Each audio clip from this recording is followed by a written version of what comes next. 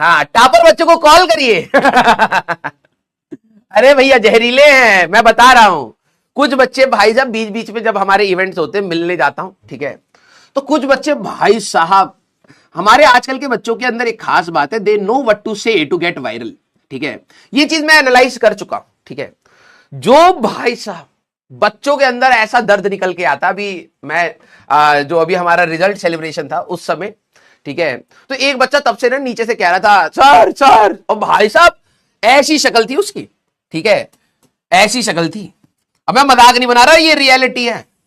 तभी मेरे को रियलाइज हुआ कि हमारे बच्चों को सब पता है कि भाई मैं एक बार बस मेरे ऊपर कैमरा आ जाए, उसके भाई साहब कौन टिकटॉक कौन एक्टर सब मैं बताता हूं, ठीक है।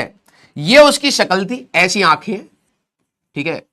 और भाई साहब मैं डर गया, मैंने कहा ये पानी कहां से आ रहा भाई, ऐसे, हाँ, इतना पानी निकल रहा था, ठीक है। 2 गिलास लेके खड़ा था, कह रहा पीजिए पीजिए, और रोए पड़ा, ठीक है। तो मैंने कहा भाई क्या दर्द है इसको जरा, तब तक अपना फंक्शन चल रहा था, मैं साइड में हुआ, मैंने कहा भाई क्या दर्द है। कह रहा सर मुझे अपनी कहानी बतानी है। मैंने कहा कहानी, कौन सी कहानी? तो मैंने कहा कौन सी क्लास में हो, ठीक है, क्योंकि साफ पता लग रहा था, क्योंकि अगर कोई सिलेक्शन लेकर के आएगा तो ऑब्वियस सी बात है, उससे तो पूछा ही जा रहा है। ये अचानक से आकर के कोई कहानी बताना चाह रहा है। तो मैंने कहा भाई कौन सी क्लास में? कह रहा सर मैं 11th क्लास में हूं, अर्जुना में। मैंने कहा अभी कहानी बना लियो, ठीक है, कह रहा हाँ, तो बहुत दर्द भरी कहानी है। हमारे बच्चे बस ये चाहते भाई साहब कैमरा ऑन हो, और मैं अभी बस सर कहानी बस तैयार है, इतना दर्द भाई, बस इसका रैंक आ जाए, मैं बता रहा हूं, दहाड़ दहाड़ के बताए, ठीक है। तो उस बच्चे को मैंने कहा भाई देख कहानी तो चल ठीक है, हो सकता हो जेन्युइन भी हो और दर्दनाक भी हो, लेकिन जनसंख्या तभी सुनेगी जब रैंक होगी, ठीक है। तो कहानी अभी बचा करके रखिए, अभी थोड़ा मेहनत करके आइए, अगली बार मतलब 12वीं के बाद फिर हम सारे के सारे हम भी ऐसे देखेंगे भाई बच्चा तो यही है, ठीक है। हाँ, तो हमारे बच्चे ना पता है क्या है, कुछ बच्चे कुछ बच्चे ऐसे होते हैं, ठीक है। तुम कह रहे हो कॉल करो, भाई मैं कॉल करूंगा, ऐसी कहानी बताएंगे ना, ठीक है। सर आप ही तो मसाला लगाना सीखा है, लेकिन मैं दर्द भरे थोड़ा मसाले लगाता हूं, ठीक है। हाँ, ऐसा मतलब लाइफ में इतनी बड़ी प्रॉब्लम है भी नहीं बच्चों को, ठीक है। हो सकता है कि ठीक है भाई पापा ने एसी नहीं लगवा रखा लेकिन कूलर लगवा रखा है, ठीक है। हो सकता है कि भाई आप बहुत बड़ी बिल्डिंग में नहीं रहते हो, लेकिन हाँ ठीक है एक घर में रहते हो, आपके पास छत है, नॉमिनल चीजें आपके पेरेंट्स ने आपको कहीं ना कहीं प्रोवाइड कर दी है।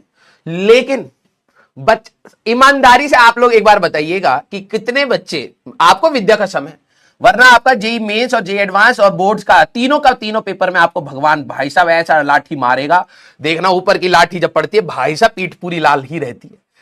ईमानदारी से बताना कितने बच्चे पढ़ते पढ़ते कई बार आपने ये सोचा है कि भाई जिस दिन मैं सिलेक्ट होऊंगा ना उस दिन मैं अपना दर्द बताऊंगा, सच बताना। हाँ, उसके बाद मैं पढ़ा रहा हूं, मैं उन टॉपर बच्चों को कॉल कतई नहीं करूंगा क्योंकि वो कहानी बना करके बैठे होंगे, ठीक है। ईमानदारी से बताइए आप में से कितने सारे ऐसे बच्चे हैं जिन्होंने एक ना एक बार तो डे ड्रीमिंग करी है कि भाई बस मेरा सिलेक्शन हो जाए। मैं बताऊंगा भाई साहब हमारे यहां कूलर था, एसी भी नहीं है, हाँ सर मेरे यहां पे ना पेन भी नहीं था, मैं तो एक दिन मोर को देखा, मोर के पंख नोच लिए, और सर जो कपड़े वाला नील होता उसको पानी में डुबोए डुबोए मोर के पंख से तैयारी। अबे इतना तो दर्द था भी नहीं है। अतिशोक्ति अलंकार की भी एक लिमिट होती है, उसको तुमने लगा लगा के अतिशोक्ति अलंकार की पावर 10 कर दिया है।